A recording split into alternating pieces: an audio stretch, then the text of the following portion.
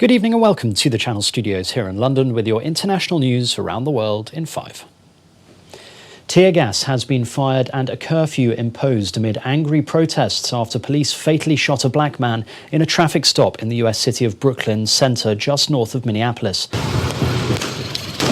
The man has been identified by relatives as 20-year-old Dante Wright.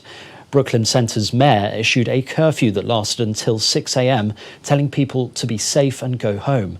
Tensions in Minneapolis are already high as the trial of a former officer accused of killing George Floyd takes place. A courtroom just 10 miles from the latest unrest resumed proceedings today, with the prosecution wrapping up its case. Meanwhile, a police officer in Virginia has been fired after pointing a gun at and pepper spraying a black US Army lieutenant during a traffic stop. AO4 OC deployed. Army Second Lieutenant Karen Nazario can be seen wearing his uniform in body cam footage of the incident, which was filmed in December. Get out of the car now! Police said he was stopped for failing to display number plates. Nazario filed a lawsuit against the two officers, Joe Gutierrez and Daniel Crocker, this week, and the footage has gone viral on social media. The Iranian foreign minister has said his country will take revenge for an attack on an underground nuclear site, for which it has blamed Israel. Iranian officials said the Natanz uranium enrichment plant was the target of nuclear terrorism on Sunday, after initially reporting a power failure. New advanced centrifuges to enrich uranium had just been activated there. Israel has not commented, but public radio cited intelligence sources as saying it was a Mossad cyber operation. They said it had caused more extensive damage than Iran had reported.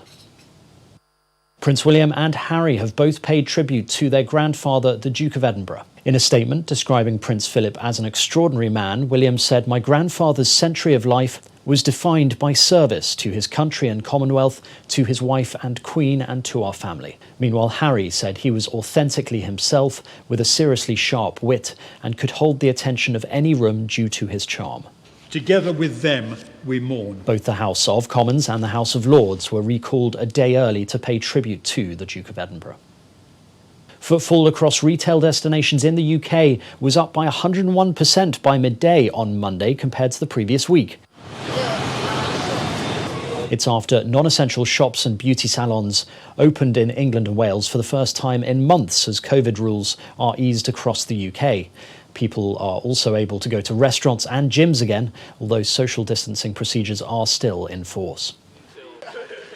Eritrean authorities have released on bail 36 prisoners who had been in detention because of their faith. In 2002, Eritrea introduced a new law that forbids all churches except for the Orthodox, Catholic and Lutheran denominations. The prisoners are all from Christian, Evangelical and Pentecostal denominations. 14 of the released prisoners have been in detention for the past 4 years. Uganda and Tanzania have signed 3 key agreements aimed at developing Uganda's oil and gas industry. The two countries entered a partnership to build a 896-mile oil pipeline to pump Uganda's oil from the Albertine Basin into the west of the country to Tanzania's Indian Ocean port of Tanga. When built, the $3.5 billion pipeline project will be the longest heated oil pipeline in the world. Uganda is projected to pump its first of an estimated 1.4 billion barrels of commercially viable oil in 2025. The Caribbean island of St. Vincent is likely to see further volcanic eruptions and ashfall over the coming days, that's according to experts.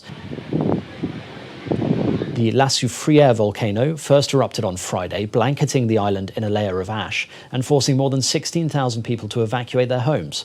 Smaller explosions continued over the weekend, causing power cuts and disrupting water supplies. Emergency officials have described the landscape as a battle zone. And finally, Muslims across the world are preparing to celebrate Ramadan, which starts on Monday evening. Here in Jerusalem, colourful lanterns and ornate decorations filled the streets on Monday as Palestinians prepared for a holy month. The mood in the Old City was far more joyful than last year, when prayers were suspended at the Dome of the Rock and the Al-Aqsa Mosque, Islam's third holiest site.